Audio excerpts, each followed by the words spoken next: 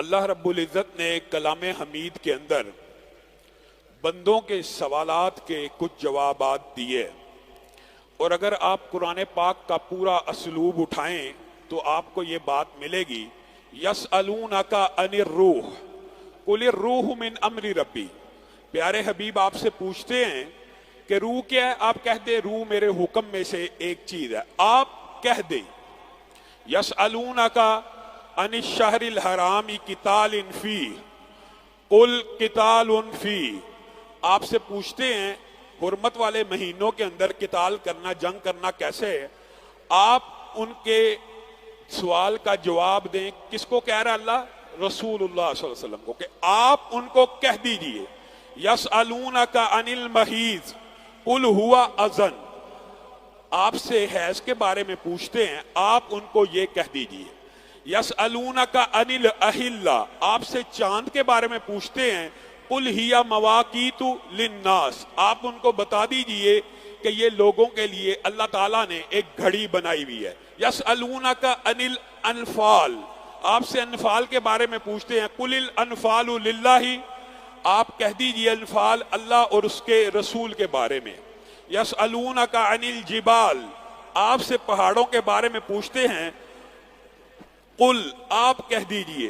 اللہ رب العزت نے جہاں بھی بندوں کے سوال کا ذکر کیا، ساتھ ہی رسول اللہ کو حکم دیا اس کا جواب آپ دیں، اس کا جواب آپ دیں۔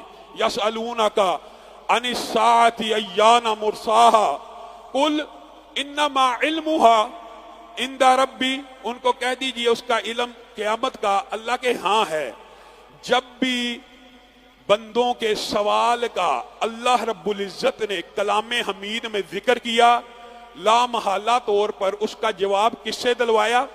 رسول اللہ صلی اللہ علیہ وسلم سے۔ اور یہ آیات، یہ تو صرف آپ کے سامنے ایک خلاصہ رکھا ہے، 20 آیات ہیں جو سوالات کے بارے میں ہیں اور جوابات کے بارے میں۔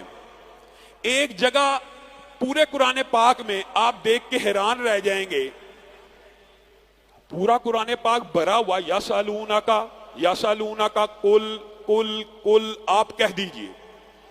ایک جگہ اللہ رب العزت نے انداز کو بدلا ہے، وَإِذَا سَأَلَكَ عِبَادِي أَنِّي۔ جب میرے بندے میرے بارے میں سوال کریں، یہاں پر قرآن کے اسلوب کے مطابق کیا کہنا چاہیے تھا؟ قل، آپ ان کو جواب دیں، آپ ان کو بتلائیں، لیکن نہیں، اللہ نے بندوں کے ذہن میں کوئی اشکال باقی نہ رہنے دیا۔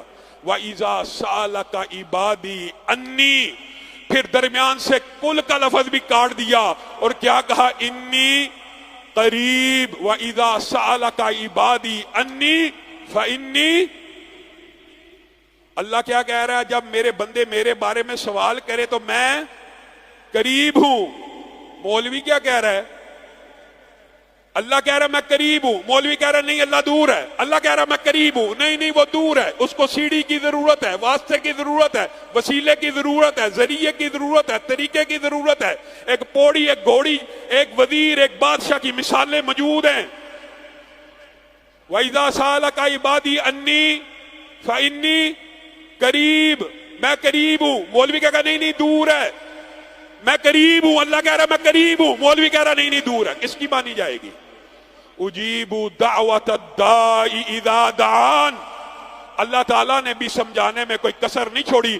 اس قریب کا مطلب کیا ہے؟ اس قریب کا مطلب یہ ہے اجیب دعوت الداعی اذا دعان۔ جب بھی کوئی پکارنے والا مجھے پکارتا ہے، میں اس کی پکار کے اوپر لبیک کہتا ہوں عرش کی بلندیوں سے۔ میں رب اس کی دعا کے اوپر، اس کی پکار کے اوپر لبیک کہتا ہوں۔ لبیک کس کو کہنا چاہیے؟ بندے کو۔ میں جواب دیتا ہوں، ان اللہ یبسط یدہ باللیل۔ ہاتھ تو بندے کو پھیلانے چاہیے۔ اللہ کہہ رہا ہے ان اللہ یبسط یدہ باللیل، اللہ رات کو ہاتھ پھیلاتا ہے، لیتوب مسیء النہار، کہ بندے آئیں پورے دنوں کے گناہوں کو معاف کروا کے چلے جائیں۔ ان اللہ یبسط یدہ بالنہار لیتوب مسیء اللیل، ساری رات گناہ تو کرے، اور صبح ہو تو ہاتھ پھلائے تو، پھلانے تجھے چاہیے، اور پھلا کون رہا ہے؟ رب۔ اب آپ غور کریں تو ہر لمحے میں، ہر سیکنڈ میں کہیں پہ دن طلوع ہو رہا ہے اور کہیں پہ دن غروب ہو رہا ہے۔ پوری دنیا کا اگر آپ جائزہ لیں، سورج طلوع ہو رہا ہے، غروب ہو رہا ہے، طلوع ہو رہا ہے، غروب ہو رہا ہے۔ گویا اللہ کی یہ صدا مسلسل 24 گھنٹے ہے۔ ان اللہ یبسط یدہ باللیل سے مراد یہ ہے کہ اللہ ہر سیکنڈ میں، ہر لفظے میں، ہر آن میں، ہر لمحے میں آپ کو پکار رہا ہے۔ کوئی جو مجھ سے مانگے میں اس کو عطا کروں، ہے کوئی جو مجھ سے طلب کرے میں اس کو عطا کروں۔ وَإِذَا سَأَلَكَ عِبَادِي أَنِّي فَإِنِّي قریب، جب میرے بندے میرے بارے میں پوچھیں تو رسول اللہ آپ ہی نے نہیں کہنا، میں خود جواب دیتا ہوں، میں قریب ہوں۔ اجیب دعوت الداعی اذا دعان، جب کوئی بندہ خلوص نیت سے مجھے پکارے گا میں اس کی پکار کو سنوں گا۔ امن یجیب المضطر اذا دعا، مجھے بتائیے آج جتنے بھی بیٹھے ہیں، بہنیں بیٹھی ہیں، بھائی بیٹھے ہیں، بزرگ بیٹھے ہیں، امن یجیب المضطر اذا دعا، کون ہے جو مشکل میں پھنسے ہوئے لوگوں کی، مصیبت میں پھنسے ہوئے لوگوں کی، پریشان حال لوگوں کی داد رسی کرتا ہے، دعاؤں کو سنتا ہے۔ اس آیت کے درمیان میں ایک ٹکڑا اس کو حذف کر کے الہم مع اللہ، نفی بھی ہے اور استفہام بھی ہے۔ اللہ تعالیٰ خود کہہ رہا ہے کیا اللہ کے علاوہ بھی کوئی ایسا ہے جو مشکل میں، مصیبت میں، تمہاری پریشانیوں میں، تمہاری مصیبتوں کو دور کرے؟ ہاں مولوی کہے گا ہاں۔ جب گرداب میں پھنستی ہے کشتی معاذ اللہ تب بچاتا ہے معین الدین چشتی۔ اذا راکبوا فی الفلک دعوا اللہ، قریش مکہ جب کشتیوں پہ سوار ہوتے تو وہاں پہ کس کو پکار اٹھتے؟ اللہ کو، کہ اس کشتیوں کے اندر، سمندروں کے اندر اللہ کے علاوہ مدد کرنے والا کوئی نہیں ہے۔ لات منات عزا حبل کی ساری سسٹم صرف زمین پہ چلتا ہے۔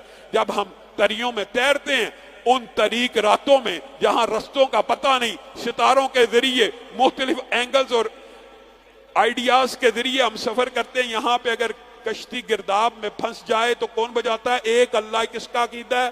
کفار مکہ کا، قریش مکہ کا۔ اکرمہ بن ابی جہل نے بھی جب اسلام قبول کیا تھا تو اسی وجہ سے کیا تھا، کشتی پہ بیٹھے بھاگ رہے تھے، کشتی کے ملا نے طوفان میں کشتی پھنس گئی تو کہنے لگا اب اس رب کو پکارو، اب اس رب کو پکارو جو مشکل وقت میں سب کی پکار کو سنتا ہے۔ کہا کون؟ کہا اللہ۔ کہا اوہو، اگر کشتی میں وہ سنتا ہے تو خشکی میں بھی وہی سنتا ہے، اگر تری میں وہ سنتا ہے، میری عقل پہ کیسا پردہ تھا، واپس چل۔ اسی وقت رسول اللہ صلی اللہ علیہ وسلم کے ہاتھ کے اوپر اسلام کو قبول کیا۔ میرے بھائیوں، وہ کون سا ایسا کام ہے جو حجر شجر قبر ہر جگہ جھک کے آپ ان سے مانگتے ہیں اور اللہ نہیں کر سکتا؟ آپ اولیاء اللہ سے مانگتے ہیں، آپ براہ راست مانگتے ہیں، بغیر وسیلے کے مانگتے ہیں۔ انبیاء کس سے مانگتے تھے؟ یہ باب بڑا طویل ہے، قرآن پاک بڑھا ہوا ہے۔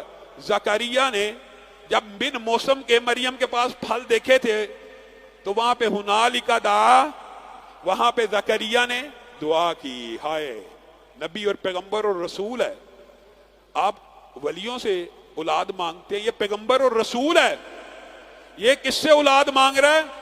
اللہ سے۔ ربی لا تذرنی فردم وانت خیر الوارثین۔ اللہ بن موسم کے ایک نقطہ سمجھ، نبی تھے، سمجھ تھی، لیکن دل میں خواہش نہیں تھی جاگی۔ نبیوں میں صبر بھی ہوتا ہے، جیسے ایوب نے ان کو کہا دعا کیوں نہیں کرتے؟ ان کی بیوی نے کہا 70 برس آسائش اور آسانی میں گزارے ہیں، اگر کچھ مصیبت آ گئی ہے تو اللہ کے سامنے بویلا کرنا شروع کر دوں، صبر کروں گا۔ یہ انبیاء صبر بھی کرتے ہیں، لیکن جب بن موسم کے مریم کے پاس پھل دے کے زکریا نے بھی اللہ کے سامنے ہاتھوں کو اٹھا دیا۔ یہ تو نبی ہیں، یہ تو رسول ہیں، یہ تو پیغمبر ہیں۔ میرے بھائیو، جو بندہ بھی مشکل کے اندر، مصیبت کے اندر اپنے ہاتھوں کو پھیلا دیتا ہے، صحیح حدیث کے الفاظ، اپنے ہاتھوں کو پھیلا دیتا ہے، गुनाहगार है, गुनाहगार नहीं है, मुश्किल में है, मुश्किल में नहीं है।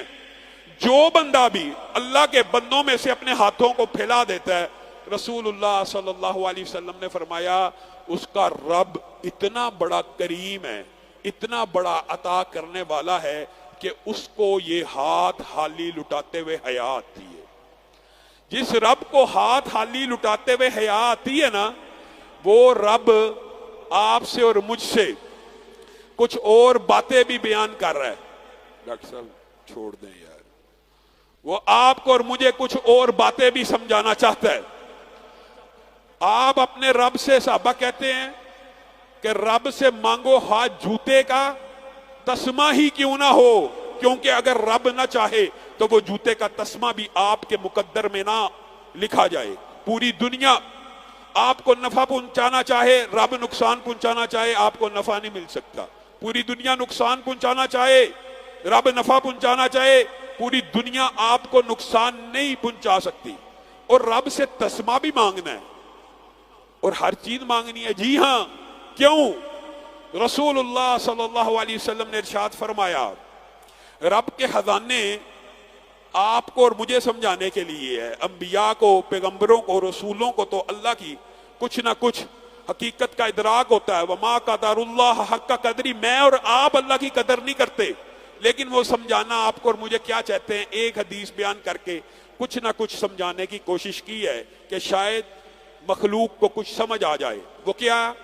रसूलुल्लाह सल्लल्लाहु अलैहि वसल्लम ने फरमाया, आदम आए, अल्लाह से मांगना शुरू करे, अल्लाह मुझे ये भी दे दे, ये भी दे दे, ये भी दे दे, ये भी दे दे। क्या कुछ मांग लें? जमीनों आसमान के अंदर जितनी नेमतें हैं सारी मांग लें। कौन? आदम। अल्लाह सारी अता कर दे। आदम का पहला बेटा आए, दूसरा आए, तीसरा आए, हजारों आए, लाखों आए, अरबों आए, करोड़ों आए, खरबों आए, ये सारे अल्लाह से क्या मांगते जा रहे हैं? जमीनों आसमान में या रब जितनी नेमतें हमें देता जा, और रब उनको देता चला जाए। ये आदम के खरब हा खरब बेटे अल्लाह से पूरी दुनिया की सारी नेमतें मांगते जाएं और अल्लाह सारी नेमतें देता जाए। अल्लाह के खजानों में इतनी कमी वाकया नहीं होती जितनी तुम समुंदर में एक सुई डालो, उस सुई को समुंदर से निकालो, उस सुई के ऊपर एक कतरा आ जाता है, उस कतरे ने समुंदर में कितनी को कमी वाकया की है, जितनी कमी उस समुंदर के अंदर उस कतरे ने की है ना, अल्लाह के खजानों में इतनी भी कमी वाकया नहीं होती। फिर भी तुम गैरुल्लाह से मांगना चाहते हो, फिर भी तुम दर दर की ठोकरें खाना चाहते हो। एक बंदा पूरी दुनिया की नेमतें रब से मांग ले और रब दे दे, खजाने में कमी नहीं है। बंदे से मांग के देख लो, एक दफा, दो दफा, तीन दफा, चार दफा, 10वीं मर्तबा कोई बहुत बड़ा सखी भी होगा आपको टोक देगा। और रब कौन है जो एक दफा, दो दफा, तीन दफा, चार दफा, जब 10 मर्तबा पहुंचते हो, जब बार बार पहुंचते हो, इंसान का और अल्लाह का क्या मुआवजना, खालिक मखलूक का क्या कंपैरिजन। मखलूक मांगने से भागती है, 10 मर्तबा 20 मर्तबा के बाद सही भी होगा, वो कहेगा बस कर दे, दे दे के थक गया हूं। और रब जैसे जैसे मांगते चले जाओगे सखावत में बढ़ता चला जाएगा, अता में बढ़ता चला जाएगा। बल्कि अल्लाह रब्बुल इज्जत के बारे में ये बात दुरुस्त है कि इब्ने आदम से मांगा जाए वो नाराज, और अल्लाह से ना मांगा जाए तो वो नाराज। क्यों? क्यों? क्योंकि अद्दुआउ अफजलुल इबादा, दुआ इबादतों में से सबसे अफजल है। वजह, जितनी भी दुनिया में इबादतें हैं गौर करें, नमाज दुआ ही का नाम है, नमाज दुआ ही का नाम है। हज और उम्रे के अंदर दुआएं ही शामिल हैं, अज़कार भी दुआएं हैं, इस्तग़फ़ार भी दुआ है, कुरान पाक भी दुआ है। अल्लाह को पुकारना, अल्लाह को याद करना, अल्लाह के आगे हाथों को फैलाना, यह सबसे बड़ी इबादत है। और दुआ हुवल इबादा की हदीस भी मौजूद है कि दुआ ही इबादत है, दुआ सबसे अफजल इबादत है और दुआ ही इबादत है।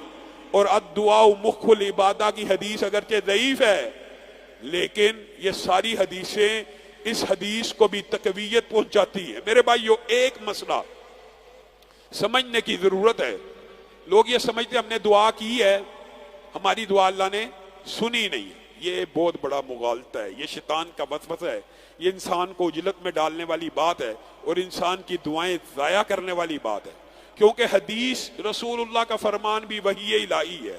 ہمارا ایمان ہے، ہمارا یقین ہے کہ رسول اللہ کی بات سچ ہے، حق ہے۔ رسول اللہ بغیر قسم کے بھی کہیں تو وہ سچ ہے۔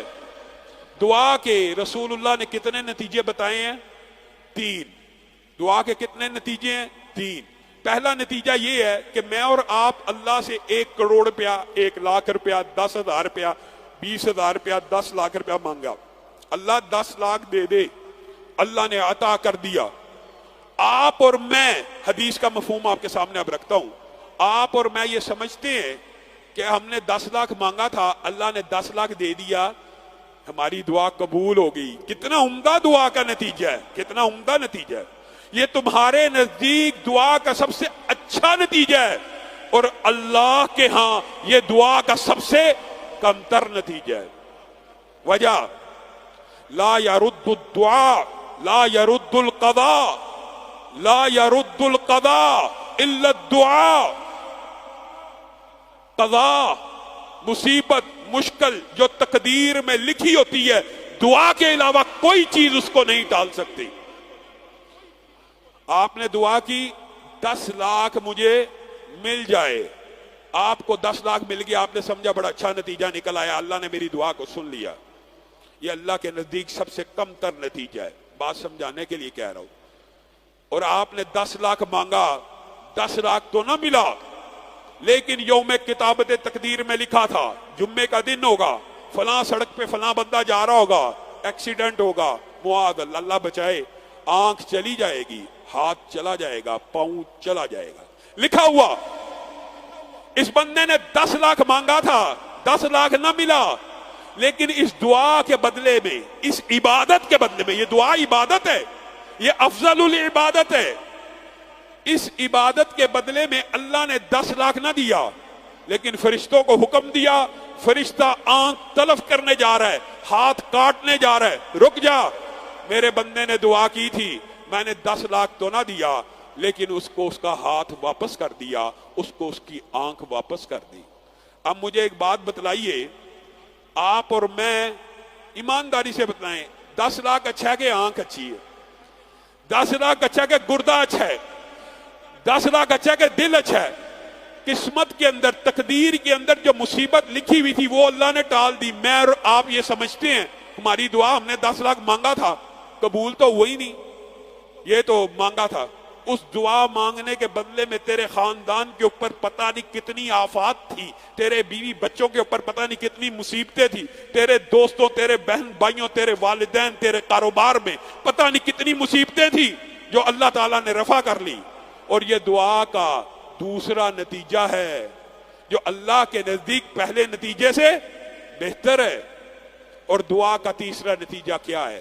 ہر دعا، آج اپنا یہ عقیدہ بنا کے جائیں کہ جو بھی دعا رمضان غیر رمضان مانگیں گے ان 3 نتیجوں پہ پہنچے گی۔ اگر ہمارا یہ عقیدہ ہو گیا تو ہماری بات کرنے کا بھی فائدہ ہے، اور اللہ تعالیٰ مجھے بھی اس اجر میں شامل فرمائے، اور کہنے والا اور سب سننے والے اگر یہ مفہوم سمجھ لیں تو پھر صرف اللہ سے دعا ہی کرتے رہے۔ رسول اللہ صلی اللہ علیہ وسلم نے فرمایا تیسرا نتیجہ یہ ہے، 10 لاکھ مانگا، 10 لاکھ نہ ملا، قسمت میں انگلی کا کٹنا وغیرہ لکھا تھا، وہ بھی نہ ٹلا، وہ بھی کٹ گئی، لیکن ایک دن ایسا آنے والا ہے، یوم یفر المرء من اخیہ وامہ وابیہ، باپ بھائی، بہن بھائی، ہر کوئی نفسی نفسی کا دور دورہ ہوگا، ہر کوئی اپنی، ہر کوئی بندہ یہ امید لگا کے بیٹھا ہوگا پوری دنیا بھی مجھے اللہ کی بارگاہ میں صدقہ کرنا پڑ جائے، پوری دنیا تو صدقہ کر کے جہنم سے بچ جاؤں۔ نبی، پیغمبر، رسول، امتی جائیں گے، کہیں گے چھوڑو، ہم رب کے سامنے پیش ہونے سے ہمیں حیا آتی ہے، آدم کے پاس جائیں گے، میں نے غلطی کی تھی، میں نے رب سے کلام نہیں کرنا۔ انبیاء، رسول اللہ، پیغمبر، اس دن باپ بھائی آپس میں نظر نہیں ملا رہے ہوں گے، بھائی بھائی کے ساتھ، باپ بیٹے کے ساتھ۔ وجہ کیا ہوگی؟ ایک تو نفسا نفسی، اور دوسری وجہ یہ ہوگی हाँ, मुझसे कहीं किसी हक का तकादा ना कर ले, मुझसे कोई नेकी ना मांग ले, मेरी तो अपनी बड़ी थोड़ी है, मुझे तो खुद बहुत ज्यादा जरूरत है, मैं इसके सामने ना हूं। वो फलां वक्त में से एक जुल्म किया था, एक ज्यादती की थी, एक गलती हुई थी, कहीं वो नेकी भी ना चली जाए। जिस वक्त इंसान एक एक नेकी के पीछे मारा मारा फिर रहा होगा, किसने मेरे पे जुल्म किया था मैं उसको पकड़ूं, किसने मेरे साथ ज्यादती की थी मैं उसको पकड़ूं, किसने मुझे गाली दी थी, किसने लान तान की थी, किसने रुपया खाया था, उनके पीछे पीछे दौड़ रहा होगा, अपनी नेकियों की कलेक्शन, अपने रजिस्टर बड़े करने की कोशिश कर रहा होगा। उस दिन बाद लोगों के नेकियों के पहाड़ आ रहे होंगे, पहाड़ पहाड़ पहाड़। अल्लाह ये नेकियां तो मैंने की नहीं, ये बंदे तेरी वो दुआएं हैं जिनको ना दुनिया में सुना गया ना मुसीबत डाली गई, आज तेरे लिए ज़हीरा आखिरत कर लिया गया है। आप और मैं इस नतीजे को भूल बैठे हैं। अल्लाह के नजदीक, रसूलुल्लाह के नजदीक ये दुआ का सबसे उम्दा नतीजा है, और तेरे मेरे नजदीक दुआ का ये नतीजा अहमियत ही नहीं रखता। अल्लाह की कसम, मुहद्दिसीन ने अजीब बातें यहां पे लिखी हैं, अजीब, आप सुन के हैरान रह जाएंगे कि जब लोग अपनी दुआओं को इतनी इतनी बड़ी नेकियों में कन्वर्ट होते हुए देखेंगे तो उस दिन क्या ख्वाहिश करेंगे? उस दिन ये ख्वाहिश करेंगे काश दुनिया में एक भी दुआ कबूल ना हुई होती, एक भी दुआ कबूल। आज हम क्या चाहते हैं? दुनिया में हमारी सारी दुआएं कबूल हो जाएं, और उस दिन क्या बंदा चाहेगा? दुनिया में एक भी ना पूरी हुई होती, काश वो भी नेकी बन के सामने आ जाती। दुआ बजाते खुद नेकी है, और दुआ की कबूलियत के अंदर एक कुलिया भी है, इसमें एक दिल भी बड़ा करना पड़ता है। बात आई है ज़िमनी तौर पे तो ये भी समझ लें। हजरत अबू दरदा के घर एक ताबी गए, हजरत सुफवान। मैं उम्रे और हज पे जा रहा हूं, उम्मे दरदा माजी ने दरवाजा खोला, इकराम किया, अबू दरदा तो घर पे नहीं है। अच्छा जी, मैं उम्रे पे जा रहा हूं। तो उम्मे दरदा ने कहा तुझे एक हदीस ना बताऊं? रसूलुल्लाह सल्लल्लाहु अलैहि वसल्लम की सारी हदीसें बताने के बाद उन्होंने कहा कि रसूलुल्लाह ने फरमाया है कि जब बंदा अपने किसी भाई के लिए कोई दुआ करता है ना, किसी भी भाई, किसी भी दोस्त, किसी भी रफीक, किसी भी अजीज के लिए, तो अल्लाह रब्बुल इज्जत जैसे ही वो हाथ को उठाता है, अल्लाह मेरे भाई के ऊपर रहम फरमा, अल्लाह मेरे भाई को रिज़्क़ हलाल दे, अल्लाह मेरे भाई के ऊपर दौलतों का अंबार, अल्लाह मेरे भाई को शिफा दे, जो भी आप दुआ कर रहे हैं, जैसे ही वो हाथ को उठाता है, आसमान के फरिश्तों में फरिश्तों की ड्यूटी लगी हुई है। जब भी मुसलमान बंदों में कोई अपने भाई के लिए, अपने लिए नहीं, अपने भाई के लिए दुआ करे, आसमान से एक फरिश्ता नादिल होता है जो उसके पीछे खड़े हो जाता है और क्या कहता है? अल्लाह तेरे हक में भी यही कबूल करे, अल्लाह तेरे हक में भी यही कबूल करे, अल्लाह तेरे हक में भी यही कबूल करे। अब बंदे की दुआ पता नहीं कबूल होनी है कि नहीं। फरिश्ता जो आया ही अल्लाह के हुक्म से है, जो अल्लाह की मर्जी के बगैर बोलता ही नहीं, अल्लाह की मर्जी के बगैर सिफारिश करता ही नहीं, जो अल्लाह हुक्म देता है वही करता है। किसके हुक्म से दुआ कर रहा है? अल्लाह के हुक्म से। इस दुआ की कबूलियत में कोई शुबा है? तेरी दुआ की कबूलियत में तो कोई शुबा हो सकता है, लेकिन जो फरिश्ता पीछे खड़ा हुआ तेरे हक में दुआ कर रहा है, तो दिल को बड़ा रख के अपने भाइयों के लिए, अपने अजीजों के लिए, अपने रिश्तेदारों के लिए जिन बंदों की दुआएं कबूल नहीं होती, उम्मे दरदा, बात मुकम्मल करता हूं, सुफवान बाहर निकले, अबू दरदा भी आ गए, यही हदीस सुनाई। कहा ये तो मैं माँ जी से सुना हूं। कहा अच्छा, फिर मैं तुझे एक बात बताता हूं, माँ जी मुझसे अक्सर पूछती है, अबू दरदा आप इतनी लंबी दुआ क्यों करते हैं? कहा मेरे 360 दोस्त हैं, 360। मैं जब भी दुआ के लिए हाथ उठाता हूं, या मुझे जब भी कोई चीज चाहिए होता है, या किसी चीज की तलब होती है, या कोई चीज मेरे दिल में आती है कि मुझे मिले, मैं हाथ उठा के अपने 360 दोस्तों का नाम लेके दुआ करता हूं, अल्लाह उन्हें वो चीज इनायत कर दे। अगले ही दिन अल्लाह मुझे वो इनायत कर देता है। मैं और आप अब्दुल्ला इब्ने मुबारक को भूल गए। लोगों के लिए दुआ, अपने लिए तो हर बंदा करता है, लोगों के लिए करना भी अपने फायदे में ही है, और दो लोगों का फायदा भी। मुहद्दिसीन ने क्या अजीबो गरीब, कितने खूबसूरत बाप बांधे हैं। हसन बिन ईसा एक नौजवान था ईसाई, عبداللہ ابن مبارک کے سامنے ایک دن آیا. عبداللہ ابن مبارک اس کے خوبصورت چہرے اور حسن سے متاثر ہو گئے اور اللہ کی بارگاہ میں ہاتھوں کو پھیلا دیا, اللہ اس چہرے کو جہنم کی آگ سے محفوظ کرنا. چند دنوں کے بعد اسلام کو قبول کر لیا. اور یہ اکیلا عبداللہ ابن مبارک کا واقعہ نہیں ہے. بغداد کے اندر 40 حدیث کے طالب علم حدیث کا علم لینے گئے ہوئے ہیں. فاقے پڑ گئے, بھوک پڑ گئی, پیاس پڑ گئی. کہا اب تو مانگنے کی اجازت ہے, لیکن حدیث کے طلبہ کو شرم آتی ہے. ایک نوجوان کو کہا جا کوئی بات نہیں, حوصلہ کر, 40 بندوں کے لیے کھانا مانگ کے لا, 3 دن سے فاقہ ہو رہا ہے, جا مانگ کے لا. وہ طالب علم پھر بھی حیا کرتا کرتا جرت ہمت پیدا کرنے لگا, کس سے مانگوں, کچھ سمجھ نہ آئی, جرت پیدا نہ ہو سکی. اتنی اخلاق اور اتنی حیا. آخر ایک طبیب کے کلینک پہ پہنچ گیا, حکیم کے کلینک پہ پہنچ گیا اور جا کے دستک دی اور کہا یہ دیکھیے میری نبض, میرا ہاتھ دیکھیں, بیمار ہوں. حکیم عیسائی تھا, اس نے نبض کو دیکھا, کہا مجھے تیری بیماری پتہ چل گئی ہے. اندر سے کھانا لایا اور کہا یہ کھا. کہا اکیلا نہیں کھا سکتا, اس طرح کے 40 اور بیمار ہیں, ہم کل ملا کے وہاں پڑے ہیں, آپ 40 کا بندوبست کر دیں. مانگنے سے حیا آتی تھی, میرے ذہن میں یہ آئیڈیا آیا, میں آپ کے کلینک میں آ گیا کہ شاید آپ پہچان لیں, اور اللہ تعالیٰ کے فضل سے آپ نے پہچان لیا. وہ عیسائی طبیب نے 40 بندوں کا کھانا پیک کیا اور اس کو دے دیا, اور خود ارادہ کیا کہ میں چیک کروں کہ یہ بندہ سچ بول رہا ہے یا جھوٹ بول رہا ہے. ان کے تعاقب میں چل پڑا. اب یہ حدیث کا طالب علم 40 بندوں کا کھانا لے کے اپنے استاد کی خدمت میں حاضر ہوا. استاد کو کہا کسی سے مانگنے کی ہمت تو نہ ہوئی, کسی مسلمان نے کچھ عنایت تو نہیں کی. ایک عیسائی حکیم نے یہ 40 بندوں کا سارا واقعہ بتلایا, کھانا دیا. استاد کے چہرے کا رنگ متغیر ہو گیا. کیا ہم مسلمان ایک عیسائی حکیم اور ڈاکٹر کا کھانا بغیر معاوضے کے کھائیں گے؟ رک جاؤ. سبحان اللہ. سب نے اتفاق کیا کہ اس وقت تک کھانا نہیں کھائیں گے جب تک اس عیسائی کے حق میں دعا نہیں کریں گے. ہاتھوں کو اٹھاؤ اور اللہ سے دعا کرو, اللہ اس عیسائی کو جہنم کی آگ سے محفوظ فرما. اس عیسائی نے جس نے میرے لیے, تمہارے لیے, سب کے لیے کھانے کا بندوبست کیا ہے, اس کو جہنم سے محفوظ کر کے اللہ تعالیٰ مسلمان بنا دے.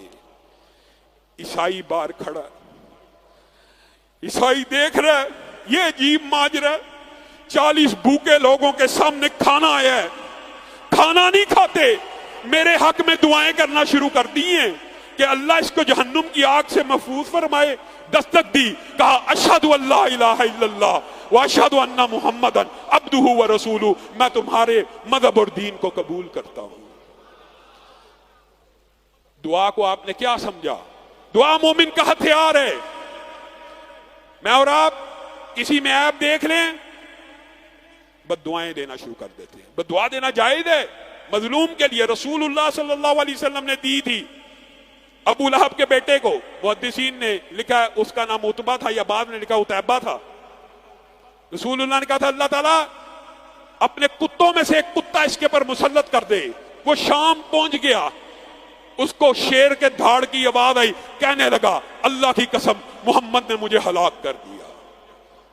کہا اس شیر سے تم مجھے نہیں بچا سکتے. وہ قافلے والوں نے حوصلہ دیا, عام بات ہے, شیر پھرتے ٹرتے.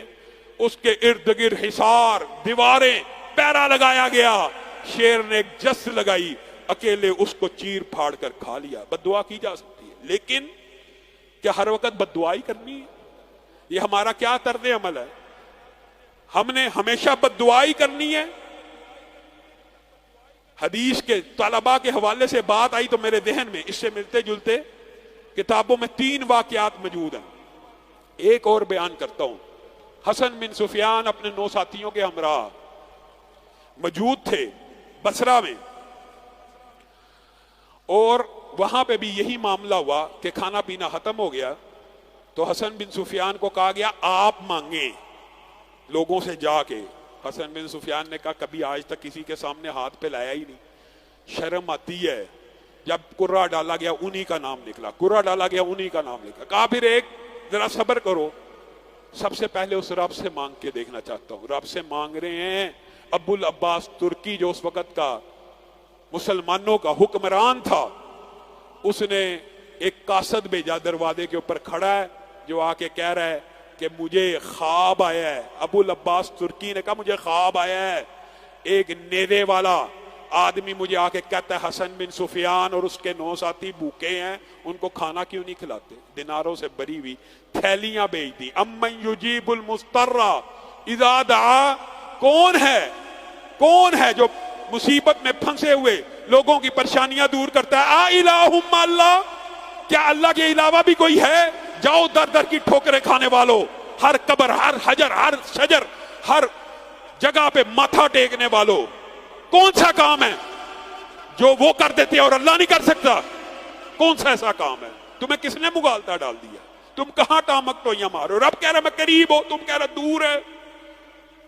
اللہ کے خلاف پروپیگنڈا. پوری جو دعا جو ہے عبادت، دعا ہی عبادت ہے، دعا ہی عبادت ہے. اس کو بھی غیر اللہ کے لیے خاص کر دیا، اس کو بھی غیر اللہ کے لیے. عجیب. اور آپ کئی واقعات دیکھیں نا توحید کے تو آپ حیران رہ جائیں. کچھ صحابہ نے راز افشا کر دیے تھے. یہ ایک لمبا چوڑا باپ ہے اور عام عوام اس سے بنیادی طور پہ آگاہ نہیں ہوتی. حضرت ابو بکر ایک مرتبہ انہوں نے یہ راز افشا کر دیا تھا. ایک مرتبہ ٹھوکر لگی، گر پڑے تھے. ایک غلام نے، آپ کے ملازم نے ہاتھ آگے بڑھا دیا تھا. ابو بکر اٹھئے، بتائیے جائز ہے کہ نہیں؟ ابو بکر نے کہا تھا اس ہاتھ کو پیچھے کر لے، میں نے محمد صلی اللہ علیہ وسلم کے ہاتھ پہ بیعت کی ہے، یہ ہاتھ کسی مخلوق کے سامنے نہیں اٹھے گا. جائز تھا کہ نہیں تھا؟ جائز تھا. ابراہیم آگ میں ڈالے جانے لگے ہیں، جبریل امین برقرار ہیں. یہاں سے پتا چلتا ہے کہ فرشتوں کو بھی غیب کی خبر کوئی نہیں. جبریل امین بار بار آ رہے ہیں ابراہیم کے پاس، آپ کی کوئی حاجت ہے اللہ سے مجھے ہی کہہ دیں، مجھے بتا دیں، میں اللہ کے پاس جبریل کو بھی کیا بتا کہ یہ آگ نے آج ٹھنڈی ہو جانا ہے. جبریل تو دیکھ رہے ہیں آگ تیار ہے، ابراہیم کو پھینکا جانے لگا ہے. اے ابراہیم، آخری لمحات میں بھی ابراہیم کے پاس آ رہے ہیں، آپ کی کوئی حاجت ہے تو بتا دیجیے. اب بتانا جائز تھا کہ نہیں؟ اللہ کے فرشتے اور پیغمبر کو بھیجے ہوئے کو کہ اللہ کو یہ پیغام دے دیا جائے. کیا جواب دیا؟ اے جبریل، میری تجھ سے کوئی حاجت نہیں ہے، حسبی اللہ، میرے لیے میرا رب کافی ہے. اب بتائیے یہ عقیدہ رکھ کے جبریل کو بھی کہہ دیا تو آگ پھر گل و گلزار بنی کہ نہ بنی؟ اور صرف ابراہیم پہ بنی؟ اسود انسی کے سامنے ابو مسلم خولانی نے، آپ کو یہ سارا واقعہ مشہور ہے، پتہ ہے اس وقت ابو مسلم خولانی نے کیا دعا کی تھی؟ اللہ مجھے آگ سے اس طرح بچا دینا جس طرح ابراہیم کو بچایا ہے. آگ کے اندر ڈالا گیا، آگ ٹھنڈی ہو گئی. لوگوں نے کہا اس کو جلا وطن کر دو، یہ جو اتنا عظیم واقعہ ہے یہ اسود انسی تیرا تو بیڑا غرق ہو جائے گا. اور اسی لیے ابو مسلم خولانی کو حضرت عمر نے مدینہ میں پہچان لیا، اپنا نام چھپانے لگے. کہا بتا دے تو وہی ہے کہ جو میری امت میں سے، یعنی رسول اللہ کی، ہماری امت میں سے، رسول اللہ کی امت میں سے جسے اللہ نے یہ اعزاز بخشا ہے کہ جس طرح ابراہیم کو بچایا اس طرح تجھے بچا دیا. پہلے انکار کرتے رہے، پھر کہا ہاں. پھر ابو مسلم خولانی کو لے کے حضرت ابو بکر کے پاس آئے اور کہنے لگے میں نے اللہ سے دعا کی تھی، اللہ مجھے اس وقت تک موت نہ دینا جب تک میں امت محمدیہ کے اس شخص کو نہ دیکھ لوں کہ جس کو اللہ نے آگ سے ویسے بچایا تھا جیسے ابراہیم کو بچایا. اللہ تعالیٰ مصیبتیں نہیں دور کر سکتا، معاذ اللہ، مشکلات نہیں دور کر سکتا. کیسا آپ کے سامنے گزشتہ ادوار میں اللہ کو مائنس کر دیا گیا، وائرس بھی اللہ کے حکم کا پابند نہ رہا، کیا کیا فلسفے گڑے گئے، مساجد بند کر دی گئی. آپ کے سامنے وہ سارا ماجرا ہے. وائرس کو اللہ سے بھی بڑا بنا دیا گیا. اللہ بندے کی مشکلات دور کرنے کے اوپر قادر نہیں، परेशानियां दूर करने के ऊपर कादर नहीं, मुसीबतें दूर करने के ऊपर कादर नहीं। अबू मुगलक सहाबी का, ये तो सहाबी हैं सहाबी। और मेरा दिल कई मरतबा चाहता है मैं आम बंदों के वाकयात बयान करूं कि लोग ये समझते हैं कि अंबिया के और सहाबा के वाकयात तो वो वलीउल्लाह थे, नेक थे, इसलिए अल्लाह ने उनकी दुआओं को सुन लिया। तो इसलिए मैं भी सहाबी का वाकया छोड़ के एक आम इंसान का वाकया बताता हूं, आम भी बेदीन का वाकया, जिसे मकतब जालियात के मुदीर ने इत्तकाफ में बैठ के मौलाना अब्दुल मालिक मुजाहिद को सुनाया। उनके पास जो नौजवान इस्लाम कबूल करने आया उसका वाकया वो बयान करता है कि वो नौजवान लादीन था, बद मजहब था, दुनिया के किसी मजहब के ऊपर, आपको पता है एथियस्ट होते हैं, उसके ऊपर इल्जाम लगा, इसने इसके कॉम्प्लेक्स में बंदा कत्ल हुआ, ये भी तफ्तीश में शामिल हो गया। अब वो पकड़ा गया, एक बेदीन बंदा पकड़ा गया। अब वो बड़ी उसने सफाइयां देने की कोशिश की कि मैं कातिल नहीं हूं, मैं कातिल नहीं, लेकिन वो आपको पता वहां की तफ्तीश का निजाम के जब तक सबूत ना होगा तुझे छोड़ना नहीं। अब उस बंदे ने जो किसी रब को नहीं मानता कहा कि मैं आजमाता हूं जो खालिक मालिक लोग कहते हैं क्या वाकई वो हैं। कहा हजरत मूसा को पुकारा, हजरत ईसा को पुकारा, हिंदुओं के भगवान देवी देवताओं को पुकारते पुकारते थक गया। इस्लाम से शदीद नफरत है, इस्लाम से शदीद बेदारी है, दिल इस तरफ मुतवज्जे ना हुआ। लेकिन जब मुझे पता लग गया मेरी फांसी का वक्त करीब है और मेरे पास बचने का कोई रास्ता नहीं है, तो मैंने कहा मुसलमानों के रब को पुकार के भी देख लेने में क्या हरज है। कहा पहली ही रात थी, मुसलमानों के रब को पुकारा, अल्लाह अगर तू है, अगर तू हालक हकीकी है, मालिक हकीकी है, मुझे यहां से निजात दे। अगले दिन दरवाजा खटका और मुझे रिहाई का परवाना आ गया कि आपके खिलाफ जी बैन सबूत ना मिले। वो जिसको फांसी का खतरा था उसके खिलाफ सबूत ना मिले। ये बंदा सीधा निकल के उस मकतब जालियात के मुदीर के पास आया और आके कहने लगा मुझे कलमा पढ़ा दीजिए। मुदीर मकतब ने कहा आपके कोई अश्कालात या सवालात अल्लाह के बारे में हैं? कहा मेरा कोई सवाल, कोई अश्काल बाकी नहीं, मुझे उसी रब की जरूरत है जो बंदों की मदद मुसीबतों और मुश्किलों में करता है।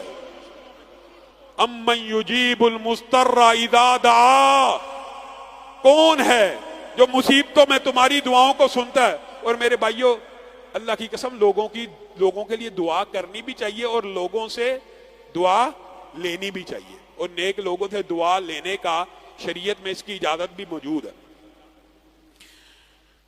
और आम इंसानों के वाकयात के, सहाबा के, औलिया अल्लाह के वाकयात तो वाकई बेशुमार हैं दुआओं की कबूलियत के।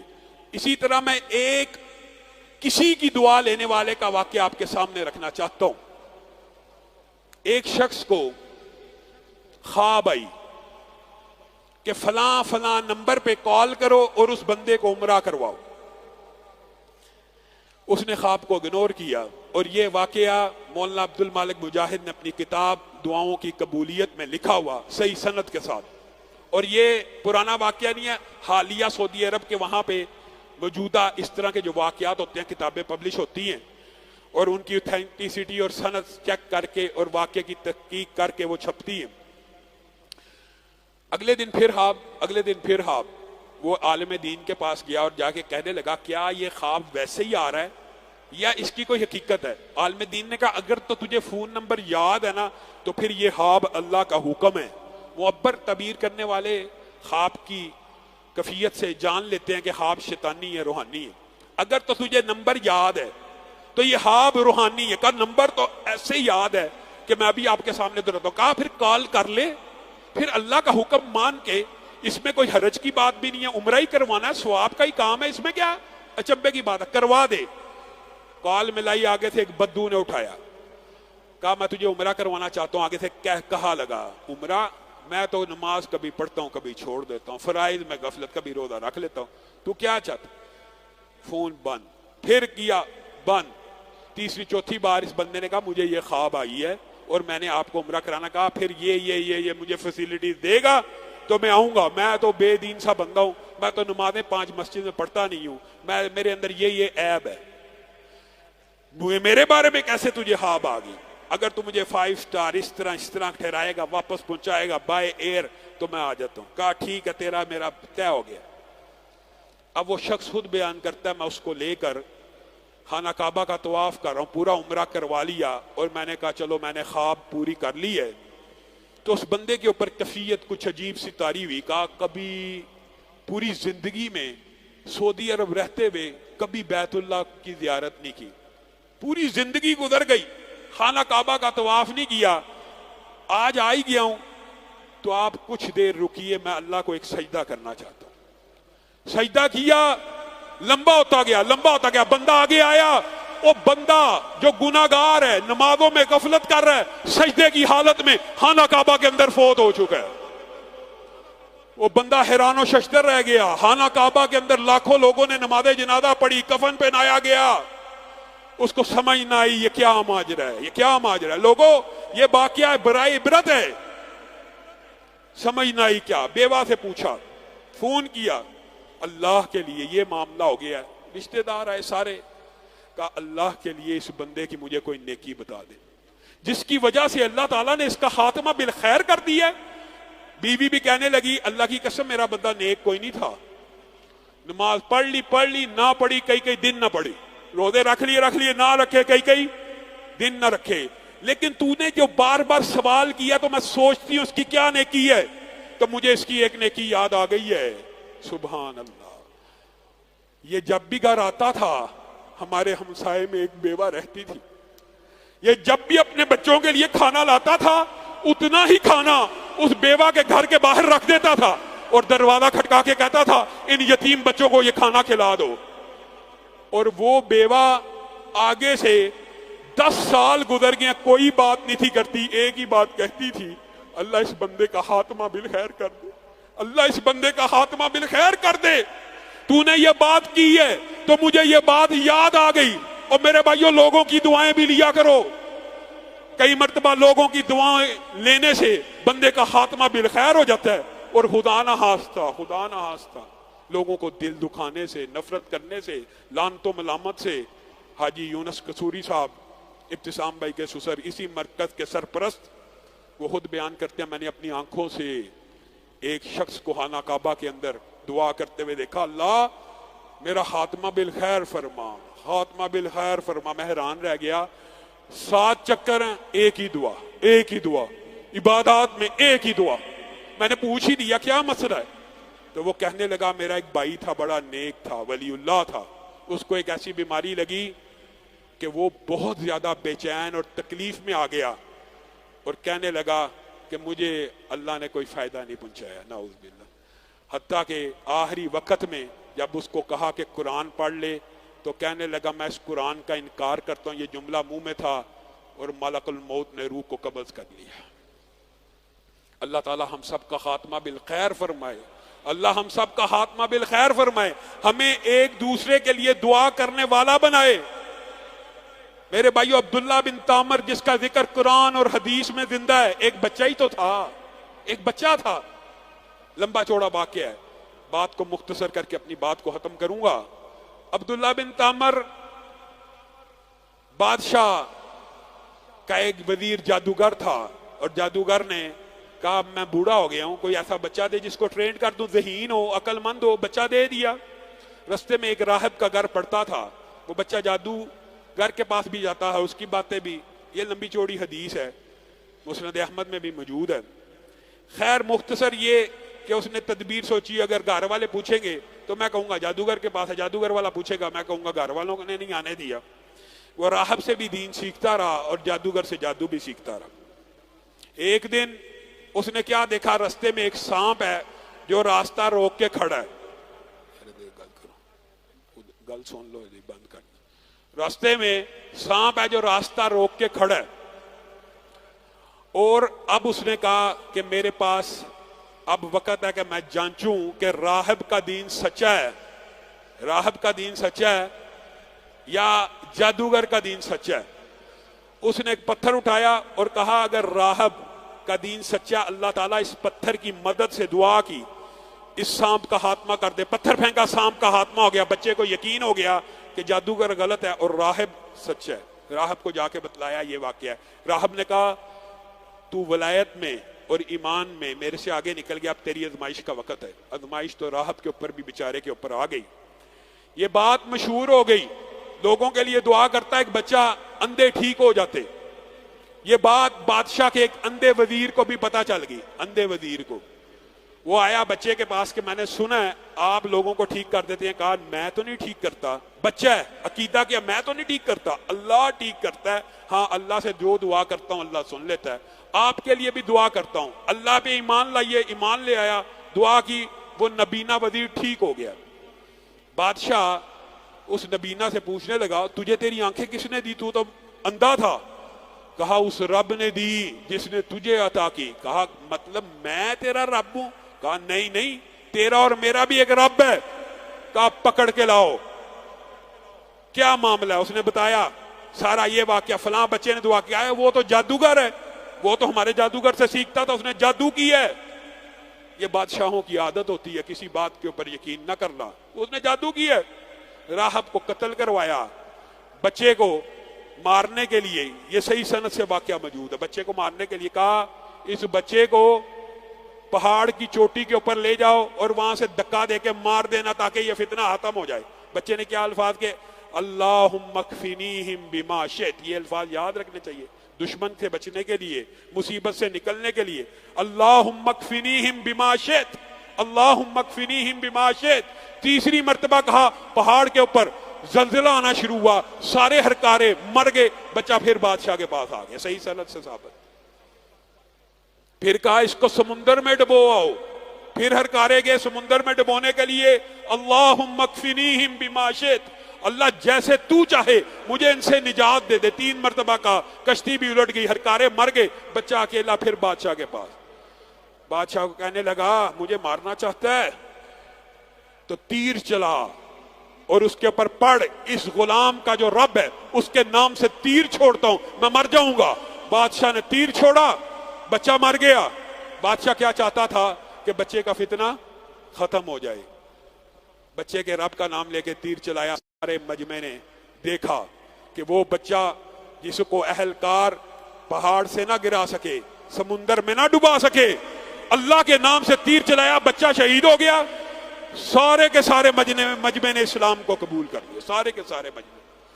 اب وہ بادشاہ جو پہلے ایک سے تنگ تھا، سارے اللہ کے اوپر ایمان لے آئے تو اس نے خندقوں کو کھدوایا۔ یہ وہ واقعہ قتل اصحاب الاخدود، یہ جو سورت کے اندر آتا ہے 30ویں پارے کے اندر کہ خندقیں کھدوائی گئی، یہی وہ خندق ہے۔ بات ضمنی طور پہ آئی ہے تو سن لیں کہ جس کے اوپر کھڑے ہو کے ایک دودھ پیتے بچے اور ماں نے کچھ ہچکچاہٹ کا مظاہرہ کیا تھا۔ ماں نے کہا چھوٹا سا بچہ ہے، آگ میں کیسے جائے گا، میں تو چلو جاتی بھی ہوں۔ تو بچے نے اچانک دودھ چھوڑ کے کہا تھا ماں جی آگے قدم بڑھا دیجئے، یہ آگ نہیں، یہ جنت کے باغات ہیں۔ اور عبداللہ بن تامر کو اسی تیر کے ساتھ دفن کیا گیا۔ اور آپ کو ایک حیران کن بات بتاؤں، یہ چھوٹا سا بچہ حضرت عمر کے دور میں اس کی قبر ایک مرتبہ قبر کشائی بھی ہوئی، اللہ تعالیٰ نے دکھانا تھا آپ کو بھی، یہ پرانے دور کا واقعہ ہے۔ اور اس کی قبر کو حضرت عمر کے دور میں جب کھودا گیا تو بچہ اپنے سر کے اوپر ویسے ہی ہاتھ رکھ کے بیٹھا ہے، جب ہاتھ اٹھایا گیا خون بہنا شروع ہو گیا۔ یہ دعائیں اللہ تعالیٰ مصیبتوں میں، مشکلوں میں آپ